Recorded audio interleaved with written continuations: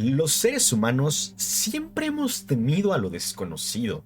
Las profundidades del mar, los objetos voladores no identificados en el cielo y, por supuesto, lo que está por venir en el futuro. Pero para mí, hay uno de los aspectos de lo desconocido que siempre me ha causado mucho, pero mucho miedo, y son las desapariciones. Más si ocurren en condiciones muy misteriosas. ¿Qué fue de estas personas? ¿Dónde están ahora? ¿Qué las hizo desaparecer? Este tipo de cuestiones de las que muy pocas veces tenemos respuestas realmente. Pero en un pequeño número de casos, las personas desaparecidas regresan. Pero incluso entonces, rara vez lo hacen con la historia completa de lo que les pasó. Entonces, en este video les contaré algunos de estos casos de personas que han desaparecido en condiciones muy misteriosas. Solo que estas tuvieron la enorme fortuna de regresar. Pero se darán cuenta que incluso con esta enorme suerte, seguimos con más preguntas que respuestas. Antes de empezar, quisiera que invitaran al botón de me gusta a la montaña rusa más tortuosa que conozcan. El botón nunca se ha subido a una montaña de este tipo, entonces seguro cambia de color por todas las náuseas. Y si eso falla, recuerden que siempre pueden darle un clic. Seguro lo hacen cambiar de color. Sin más por agregar, empecemos. En 1978, Steven Kubacki era un hombre de 23 años de edad, a punto de graduarse en Historia y Lenguas Germánicas en el Hope College, una universidad de Michigan. Steven siempre fue una persona muy aventurera.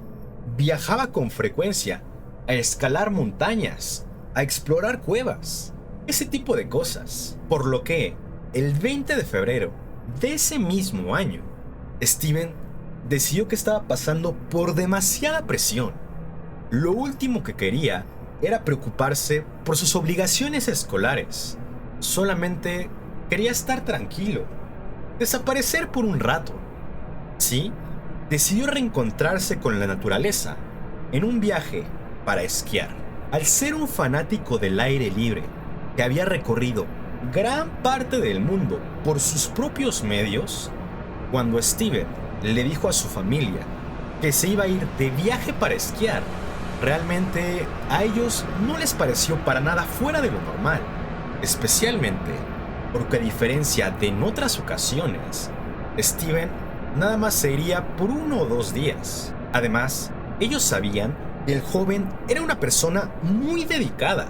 No estaba pasando por ninguna situación emocional, laboral o financiera que se considerara difícil, y estaba muy emocionado por completar sus estudios universitarios, por lo que no había nada de qué preocuparse. Al ser invierno, las montañas estaban totalmente cubiertas de nieve y una buena parte del lago Michigan se encontraba completamente congelado. Así, al igual que muchos otros antes que él, salió de casa, buscó un buen lugar para hospedarse, rentó una habitación en un hostal, consiguió un par de esquís y se dedicó a recorrer las montañas y la periferia del lago esquiando. El 21 de febrero, un día después de que Kubacki hubiese llegado al hostal, un vehículo de nieve estaba patrullando la zona hasta que se encontraron con el rastro de unos esquís. Al estar en una zona más o menos remota, la seguridad de estos sitios usualmente hace este tipo de recorridos en caso de que alguien se confunda y se adentre a las zonas poco seguras de la montaña. Por tanto, las personas del vehículo siguieron el rastro de nieve, pensando que tendrían que rescatar a alguien de alguna de estas partes de la montaña.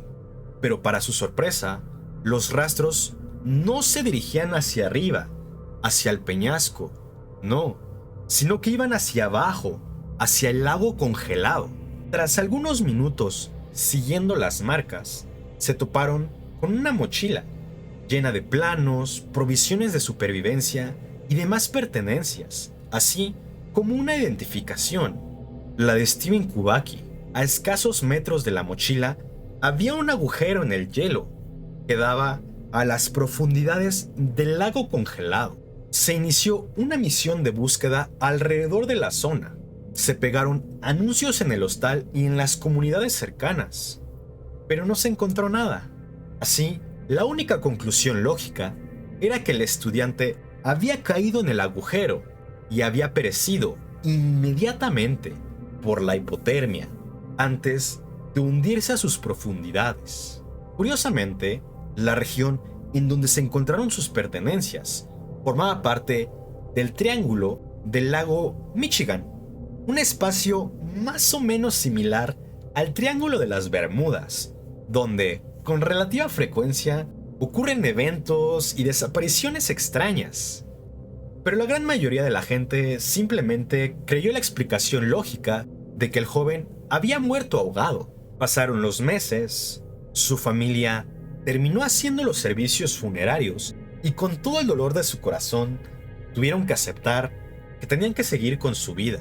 Hasta que, 15 meses después, la mañana del 5 de mayo de 1979, en la residencia Kubacki, se escuchó a alguien que tocaba la puerta principal. Algo muy extraño, pues era un sábado por la mañana y la familia no estaba esperando a nadie. El padre de Steven dejó de hacer lo que estaba haciendo, se levantó y trató de ver quién estaba del otro lado, utilizando el agujero o mirilla de la puerta. Pero a quien vio fue a alguien que creyó que nunca más volvería a ver.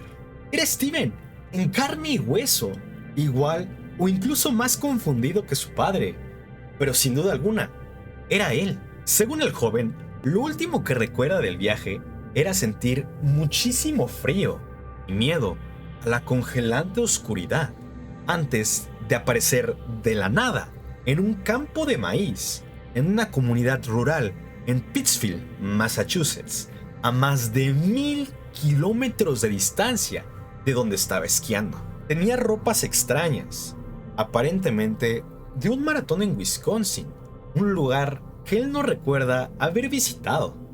Además, tenía una nueva maleta que él no reconocía, llena de mapas y recuerdos de California, Nevada, Illinois, Utah y otros estados que realmente no están muy cercanos entre sí que digamos. Steven pensó que solamente había tenido una aventura borracho, algo muy típico entre la juventud universitaria, aunque él no recuerda haber bebido en lo más mínimo. Se levantó, salió del campo de maíz y como pudo, se las arregló para llegar a una tienda de autoservicio, pero cuando vio en uno de los periódicos la fecha del día, se dio cuenta de que habían pasado 15 meses desde que había iniciado su viaje para esquiar. El joven, que no tenía la más remota idea de cómo había conseguido dinero, logró hacer una llamada desde un teléfono público, contactando a una tía que vivía cerca de donde había despertado,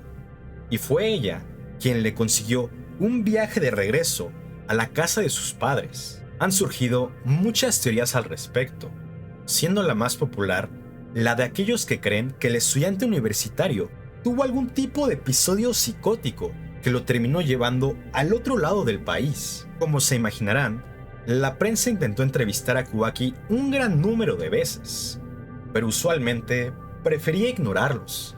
Solamente quería una vida tranquila, salvo en una única ocasión en la que directamente negó tener algún problema de salud física o de salud mental, por lo que consideró la teoría del ataque psicótico una verdadera ridiculez. Según su testimonio, sus padres le iban a dejar la casa, le faltaban 3 materias para graduarse, tenía un trabajo prácticamente asegurado en el periódico y una increíble pareja viviendo en Alemania. Su vida estaba bastante bien, como para querer alejarse de todo. Lo interesante es que hace pocos años, Kubaki publicó un libro titulado Fundaciones Metamatemáticas de la Existencia, donde habla sobre supuestas inconsistencias de la realidad, por lo que muchos creen que algo verdaderamente extraño pasó en el Triángulo Michigan y que Steven sabe mucho más de lo que se ha atrevido a decir públicamente.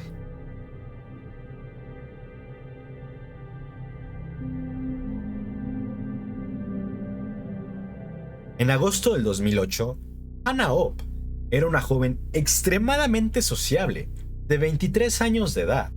Le encantaba conocer nuevas personas y culturas, por lo que decidió convertirse en maestra de español, para tener un trabajo fácil de adaptar en caso de que decidiese mudarse a algún otro lado. No pasó mucho tiempo antes de que pasara precisamente eso, pues le ofrecieron un trabajo como maestra de secundaria en la Gran Manzana, en la ciudad de Nueva York, la mañana del 28 de agosto.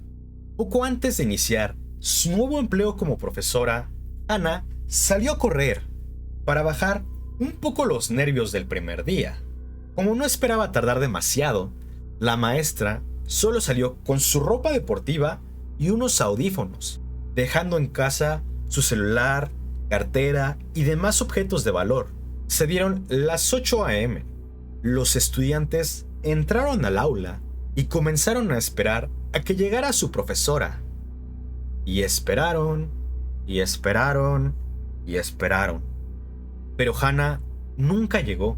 Montones de grupos de estudiantes entraron y salieron del aula ese día, pero la maestra Opp nunca apareció. Para fin del día, amigos, familia y colegas de la escuela comenzaron a buscarla, pero sin importar cuánto lo intentaran o cuántas veces saliera su fotografía en las noticias, nadie, y realmente digo nadie, daba con su paradero. Es como si Hannah se hubiese esfumado de la faz de la tierra. A casi 2 semanas del último avistamiento, la madre de Hannah, Bárbara, recibió una llamada. Era la policía quien le pedía que se dirigiera inmediatamente a la agencia para ver la grabación de una cámara de seguridad.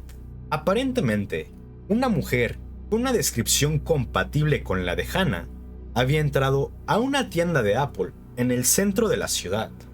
Ahí había revisado su correo e incluso uno de los empleados le dijo directamente: «Oye, te pareces bastante a la maestra desaparecida, la que ha salido en las noticias». A lo que la mujer, quien todavía se encontraba vestida en la misma ropa deportiva, solamente respondió: «Oh, no soy yo estoy bien», antes de salir corriendo de la tienda. 2 días después, un nuevo reporte la localizó, ahora en un Starbucks, pero la mujer se había retirado antes de que la policía pudiese llegar al local. Además, por lo menos en 5 gimnasios distintos la habían encontrado en las grabaciones de las cámaras de seguridad, pues la mujer aparentemente solo entraba a los negocios para darse un baño.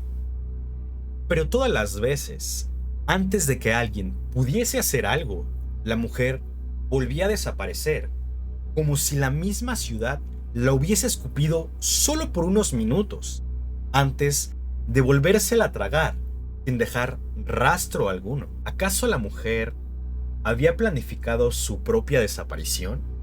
Porque las autoridades estaban comenzando a creer eso, pues en todos los avistamientos, ella se retiraba tan pronto alguien levantaba el reporte.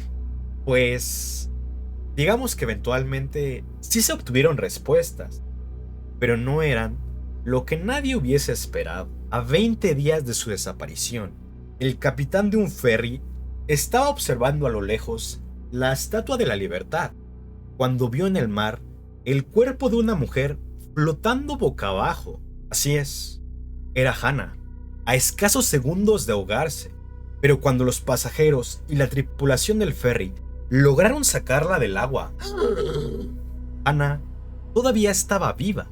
y tras pocos segundos comenzó a llorar despavoridamente. Estaba deshidratada, con hipotermia importante y bastante quemada por la exposición al sol. Pero lo verdaderamente interesante es que ella no tenía memoria alguna de lo que habían pasado en los últimos 20 días. De hecho, mientras estaba siendo atendida en el hospital, hacía preguntas bastante peculiares, como ¿por qué estoy mojada? Y ¿el hecho de que esté aquí significa que perderé el primer día de clases? Sí, preguntaba por ese mismo día, que había ocurrido algunas semanas antes. La mujer estaba muy confundida, porque para ella no habían pasado más que unos escasos minutos desde que había salido a correr, y ahora se encontraba en un hospital, en donde se sentía bastante mal, y donde le dijeron que habían pasado 3 semanas. Eventualmente, la mujer fue diagnosticada con una extraña especie de amnesia, fuga disociativa, una extraña condición en la que los afectados pierden todas sus memorias y por tanto se desentienden por completo de su vida pasada, creándose una nueva identidad completamente distinta, mientras su conciencia anterior se encuentra dormitando en una especie de trance. Esta condición suele ser consecuencia de algún trauma bastante fuerte, ya sea físico o psicológico, pero sin importar cuántas pruebas le hicieran, Hannah no lograba encontrar la causa de este problema.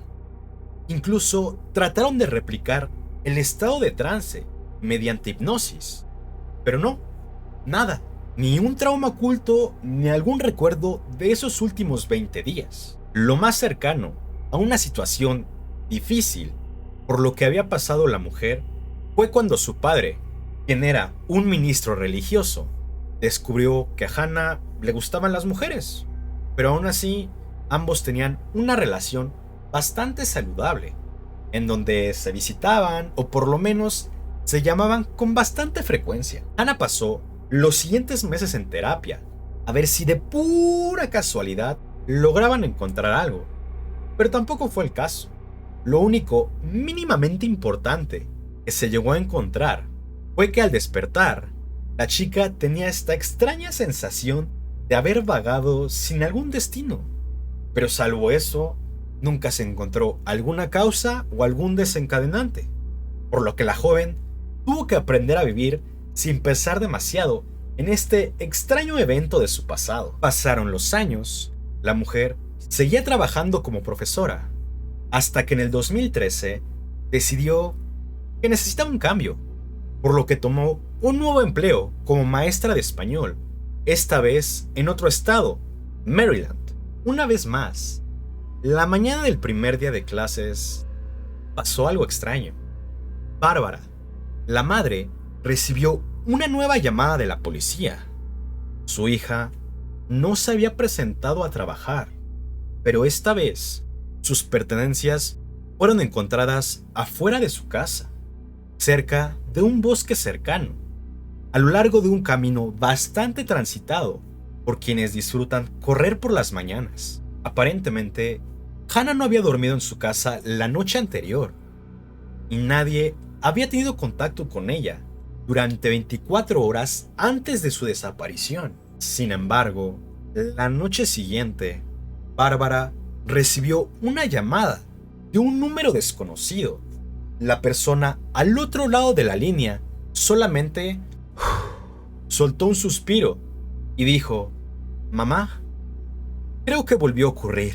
Hannah había caminado sin descanso por 48 horas antes de que de la nada regresara en sí. Se encontraba bastante asustada a las orillas de un río en el medio de la nada, a varios kilómetros de la escuela en donde se suponía debía dar clases. La joven tuvo la enorme suerte de librarse por sí misma de su estado disociativo, por lo que, a pesar del intenso dolor en sus piernas, logró caminar hasta un supermercado, donde le pidió a un extraño su celular para poder llamar a su madre. Aún Tras 2 desapariciones, Hannah quería seguir viviendo una vida relativamente normal, por lo que declinó la sugerencia de su madre de vivir con ella y el ofrecimiento de la policía de ponerle un brazalete alrededor de la pierna para que pudiesen encontrarla. El año siguiente, Hannah se mudó una vez más, ahora Santo Tomás, una de las Islas Vírgenes de los Estados Unidos. Tras tomar todas las precauciones posibles, Hannah logró superar el primer día de clases, por lo que todos pensaron que la profesora se había curado.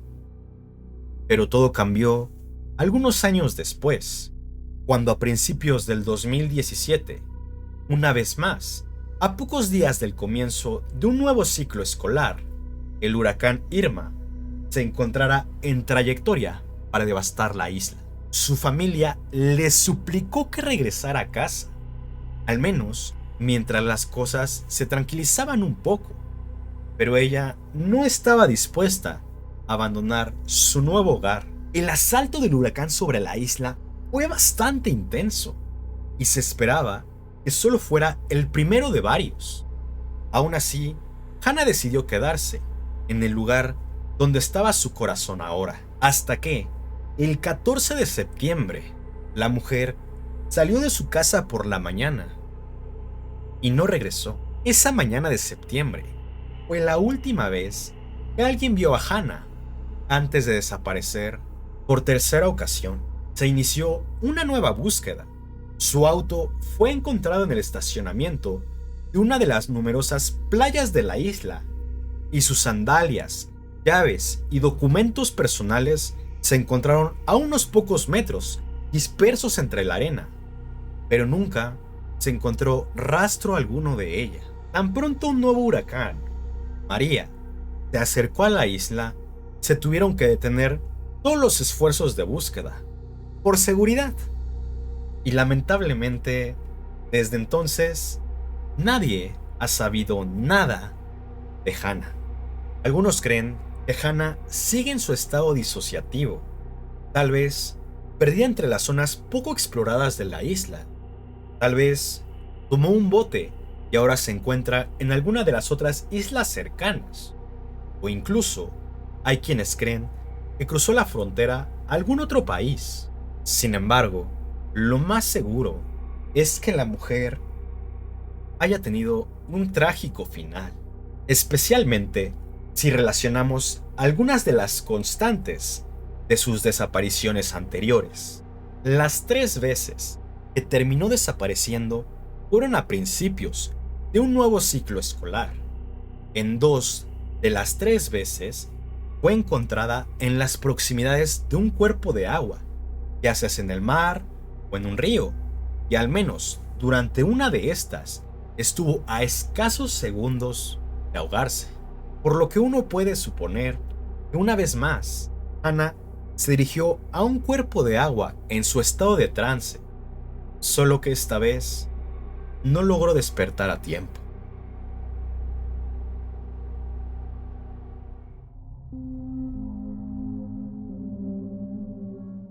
Esta última es una de mis favoritas de toda la vida, pero como es de finales de los 1800, muchos de los detalles se han perdido con el tiempo. En 1898, un niño de 12 años de edad, que en la mayoría de los reportes solamente se nombra como Wofford, vivía en la periferia de una pequeña comunidad muy cercana a un frondoso bosque. El niño y su familia realizaban muchos viajes a este bosque en busca de suministros, por lo que en uno de estos viajes, el niño se quedó completamente solo mientras trataba de construir alguna especie de trampa para peces en un río poco profundo que recorría el bosque. Mientras el niño estaba trabajando del otro lado del río, desde lo profundo del bosque, el niño comenzó a sentir una mirada.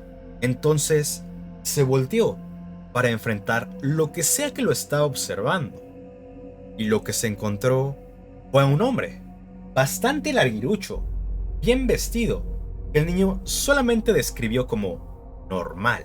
Tuvieron una pequeña charla en la que el hombre le preguntó si llevaba mucho tiempo trabajando, que si no estaba cansado, que qué iba a hacer si no atrapaba ningún pez. Tras más o menos ganarse la confianza del niño, el hombre terminó invitándolo a cenar a su cabaña, para que no tuviese que preocuparse por atrapar peces para alimentarse. Como hemos dicho antes, el niño pasaba bastante tiempo en el bosque, entonces le pareció muy extraño que lo invitaran a una cabaña que él nunca había visto.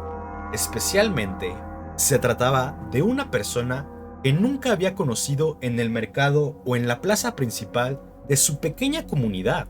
Aún así, eran los 1800, al niño le habían dicho que tenía que ser siempre respetuoso y muy agradecido con los adultos, aun si estos eran desconocidos. Y no se tenía tanto esta cultura de que hay gente mala allá afuera, especialmente porque los medios de comunicación eran muy ineficaces en ese entonces. Entonces, el niño terminó aceptando. Todavía con algunas dudas, comenzó a seguir al hombre río arriba, hacia una colina, pero tan pronto vio que en la cabaña había niños jugando, que se olía la sazón de una comida casera recién hecha, y que incluso, por la ventana, se lograba ver a un amigo cercano de la familia, decidió que no había nada de qué preocuparse, por lo que entró con toda confianza. Tuvieron una muy agradable cena. El amigo de la familia le dijo al niño que le había avisado a sus padres que le habían dado permiso de quedarse cuanto tiempo como él quisiese, por lo que, tras la cena, y después de un rato de juego, el niño comenzó a tener sueño, hasta que se quedó dormido. A la mañana siguiente, Buford se despertó en un estado de pánico. A lo mejor al amigo se le había olvidado decirle a la familia. Además, no había conseguido ningún pez, por lo que a lo mejor su familia había pasado hambre o algo similar. El niño le pidió al hombre larguirucho que lo acompañara de regreso al riachuelo, a lo que él respondió muy tranquilamente: sí, claro, ¿por qué no? Comenzaron a bajar de la colina y Buford comenzó a notar algo muy extraño. A pesar de que el día estaba perfecto, sin una sola nube en el cielo, no estaba muy seguro de dónde estaba. Buford conocía el bosque como la palma de su mano, pero el camino por donde lo estaba llevando el hombre no parecía para nada familiar. Tras algunos minutos, el hombre le dijo al niño que tenía que regresar, porque no quería pasar mucho tiempo lejos de casa, pero que, tras unos cuantos pasos, llegaría donde estaba su familia. El infante siguió caminando, pero tras unos pocos segundos, decidió voltear para tratar de ubicar el camino de regreso a la cabaña, en caso de que en algún momento deseara regresar. Para su sorpresa, el camino que había recorrido con el hombre había desaparecido. Detrás de él solo había una serie de árboles frondosos, y antes de que pudiese comenzar a razonar las cosas, escuchó a lo lejos una serie de gritos. Era su familia, sus amigos y demás personas de la comunidad estaban corriendo desesperadamente hacia él. Le preguntaron en un tono muy agitado: ¿dónde habías estado? Estábamos muy preocupados por ti. Confundido, el niño se dirigió al mismo amigo de la familia que había estado con él la noche anterior. ¿No les habías dicho que estaba contigo? En la cabaña, con el hombre alto. La única respuesta que obtuvo fue: ¿de qué hablas? Llevas desaparecido 3 días. Y desde entonces solo hemos escuchado el sonido de tambores provenientes de las profundidades del bosque. Y ahora que estás aquí, los sonidos finalmente se detuvieron.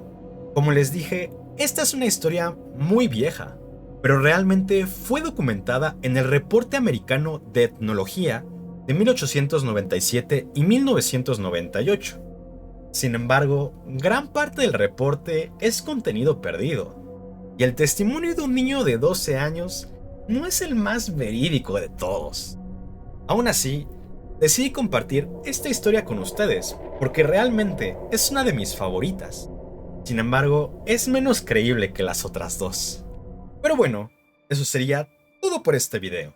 Como en otras ocasiones, traté de diversificar un poco las historias, para hacerlo un poco más interesante. ¿Por qué no me dicen qué opinaron de estas historias, o en su defecto, ¿por qué no me recomiendan más? Aquí abajo en los comentarios. Por lo mientras, recuerden invitar al botón de me gusta a la montaña rusa más tortuosa que conozcan. El botón nunca se ha subido a una montaña de este tipo, entonces seguro cambia de color por las náuseas. Y si eso falla, recuerden que siempre pueden darle clic. Traten de hacerlo cambiar de color. Sin más por decir, si quieren escuchar más historias un tanto oscuras, un tanto aterradoras, pero siempre interesantes, por favor, consideren suscribirse. Me ayudaría bastante. Hasta entonces, mi nombre es Vago, muchas gracias por ver este video y espero que estés muy bien. Bye bye.